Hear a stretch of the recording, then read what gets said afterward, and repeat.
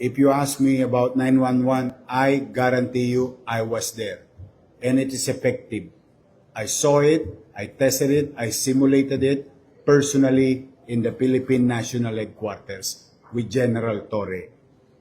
I saw how it works when I randomly suggested places in the country. It was done properly according to the target. And it was done also in Manila when we simulated a distress call from a house.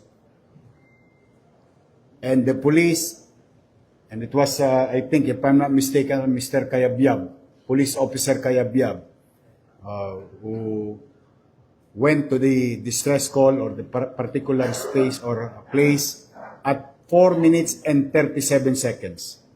That is my experience with regard to your question, 911. So ako, I can only attest on what I have experienced and what the 911 can bring to each and every one of us in case of emergency.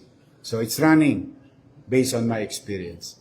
Now, if it is what, ito namang kaso na ito, mabuti lamang with the technology available, mas madaling nare-resolba at mas madaling nahanap ang mga suspect.